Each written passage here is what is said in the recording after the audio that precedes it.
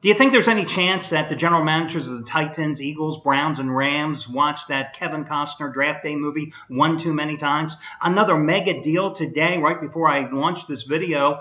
I'm sure you've heard about it now. Listen, as a lifelong Eagles fan, I don't know if I should be happy, glad, or nonplussed. Eagles giving up a boatload of picks to move up to number 2 in the draft, taking the Browns' number 1 choice, obviously going to pick the quarterback that the Rams don't take among the top 2. Amazing. I mean, listen, you know, if I'm Sam Bradford right now, I'm going, please, what did I get myself into? Move me. Matter of fact, if I'm Sam Bradford, if I'm the Eagles, I'm thinking, let me call John Elway and let me move Bradford to the Broncos and solve their problems. And that way the Broncos can have both of my quarterbacks from last year, Mark Sanchez and Sam Bradford, solves the Broncos' needs. That's what I would do. As for the Eagles, listen, you're only going to win 8 or 9 games anyway after looking at the schedule this year, so you don't have to throw a rookie quarterback to the Wolves because you went out and got Chase Daniels, who was Doug Peterson's backup, their new head coach when he was offensive coordinator and quarterback coach at Kansas City the past few years, and you paid him more than backup money anyway.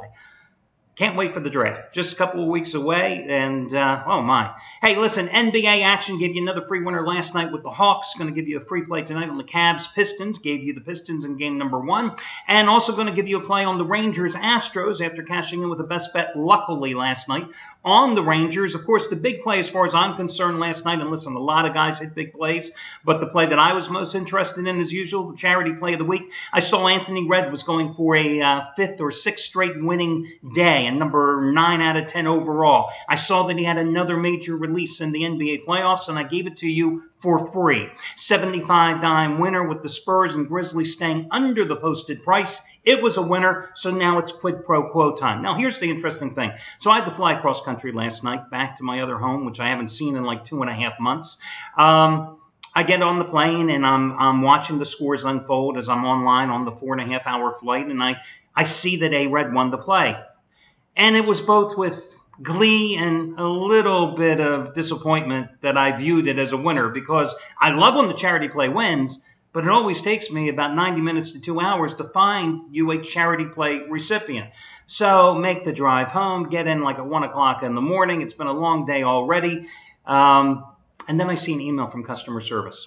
A longtime customer, a guy who has been buying plays at this site since 2012, had brought to my attention through his email through customer service the plight of a 17-year-old girl by the name of Christine Bryan from Cedartown, Georgia, who was in an automobile accident just a few days ago, over the weekend, in fact. I think it was on Saturday, just 1 week shy of attending her first prom. It was a major car crash accident. She had to be airlifted to the trauma center at Grady Hospital in downtown Atlanta, put on a breathing machine, suffered head trauma, also suffered a severe concussion as well. They hope to wean her from the breathing apparatus today, but he asked if I would consider it as the charity play of the week because, as you know, insurance just doesn't cover all the bills. Single parent, her mother at her side, not going to be able to work. Insurance doesn't cover all your bills. You've got the household expenses as well. And when you're the breadwinner and you can't work, somebody's got to foot the bill. So a close friend of the mother put up a fundraising site. This longtime customer brought it to my attention, and I couldn't be more pleased than to make this family the charity play of the week recipient. Listen, I put my $250 in earlier today. You don't have to do that much. I don't care if you put $5 in, $50 or $500. All I ask is that you participate as the charity play 1 for the 35th time in 57 weeks. Not bad with a play that I'm giving away for free. They take credit cards for donations. If you happen to be watching the video on the homepage, just scroll right down. You'll see the link. You'll see the picture of this 17-year-old girl, Christine Bryant. And I'm asking you again to make a donation to help somebody else in this time of crisis. Also, my appreciation going out to the gentleman who sent in the news regarding this play. And listen, guys, if there is ever anybody in your area that you come across a plight like this, somebody needing assistance financially in a time of crisis, and they have some type of fundraising page set up, please send it in the customer service. This is probably the 5th or 6th time that I've done this in the past couple of years. I love doing this because, again, it's a community of caregivers, and you're helping me as well as helping others when you bring their plight to my attention. So we move forward. Let's get to the complimentary plays, all the discounts, promos, blah, blah, blah, blah, blah. You can find over on the homepage. I just don't really want to waste any time talking about them today, and I can do whatever I want because it's my video report and I run the company. Favorites last night, 2-0 sweep. They're now 8-5 in the postseason. We have had 9 double-digit blowouts, 8 of them by the favorites. The only dog doing so was Indiana by 10 points in game number 1 as a 7.5-point dog against Toronto. 9 double-digit blowouts among the 13 playoff games played so far. Again, like I said in yesterday's video report, this reminds me of the first round of the Big Dance. The under continues to be the way to go. Of those 13 games, 10 have stayed under the posted price, including both of last night's games. Now, one of those double-digit favorites that racked up the big win was not the Cleveland Cavaliers. No, set you up for that one. Listen, I took Detroit in game number 1 as a 10-point underdog, and I'm going to ride the Pistons here again tonight, plus the 10. The big three, the Cavaliers, Irving, Love, and LeBron combined for 81 of the 106 points in that 106-101 game. A game in which the Pistons only kept themselves in it because they shot 52% from three-point range, hit 15 three-pointers in all in game number 1. They actually had the lead, 93-86 with about 6.5 minutes to go in that contest before the Cavaliers came back for the late charge. What impressed me by the Pistons play in game number 1 was the fact that Andre Drummond was pretty much a non-factor. This is a guy who averaged 20.3 points a game in the 4 regular season meetings with the Cavaliers.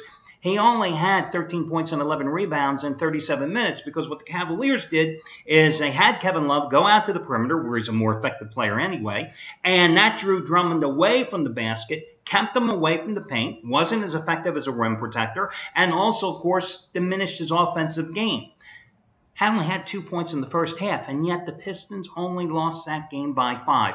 Listen, could I see Cleveland coming out here and absolutely putting up a blowout? Possibility. However, I just think the Pistons are playing with a lot of confidence. Remember, Pistons, as I pointed out in my preview of game number 1, they were in a bad spot. In the middle of February, they had lost 5 straight games. They had just gotten hammered the night before at the Palace when the Pelicans and Anthony Davis put 59 points and 21 rebounds on the board. Davis did.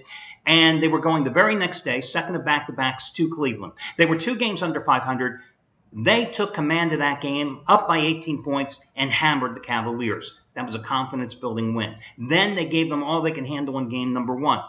I think if Reggie Jackson plays a little more under control, a little too selfish play, I thought, and a little too much helter-skelter play late in that contest really got the Pistons out of their offensive flow. And I think if Drummond becomes more of a contributor on the offensive end, I think they can stay within the number again here. So I'm going to take them plus the 10 points in this contest. Now, in baseball, I'm going to go with the Rangers minus $1.40 at home tonight with Cole Hamels on the hill against Houston. Rangers, of course, were my 15-time best bet last night, 7-5. Derek Holland did not pitch well. They gave him a 3-0 lead, and boom, 3 straight doubles by the Astros to start the second inning, and suddenly it was a 3-2 game. But thankfully, the Rangers held on for the 7-5 win. I'm looking for them to win once again here tonight. They have won 8 straight at home at Globe Park in this series in Arlington, 14 of the last 20 meetings over the past 2 years overall. And, of course, it was the Rangers with their late season surge a year ago that managed to eclipse the Astros, who were really sitting at the top of the AL West most of the season, and take the division title by 2 games. Doug Fister is going for Houston. This is a guy, when he was pitching for Seattle and those 3 good years he had with the Tigers, in his first year with the Nationals, my God, he made me a ton of money. But something happened. Whether it's injuries, whether it's age, but he's only 32 years old, he is not the same pitcher. Last year with Washington, 5-7 with a 4.19 earned run average. This year, gave up 6 runs in 5 2/3 innings to a loss to Kansas City on Thursday. In his first game, he gave up 3 runs in 5 innings against Milwaukee. He has not pitched well in Arlington, 0-3 with an 11.85 earned run average and 3 career starts pitching in Texas. 11 lifetime starts against the Rangers. He has an earned run average of 5.08. Meanwhile, Cole Hamels, I used him last week. He was not that effective, but the offense bailed him out. He only gave up 3 runs in 5 1/3 innings last Thursday against Baltimore, but he left the game down 3-1. And in the bottom half of the inning, The Rangers scored 5 times. He's got a 2.95 earned run average on the season in 3 starts, but here's the more important number. He is 9-0 in his last 13 regular season starts dating back to last year, and his earned run average in those games, 3.16. And here's the bell ringer. The Rangers have won all 13 of those starts, and they're not even a run line favorite tonight. So I'm going to go with the Rangers here, minus $1.40 is your other complimentary play, along with the Pistons as the road dog. That'll do it. I wish you well, and I'll talk to you again tomorrow when we do this one more time.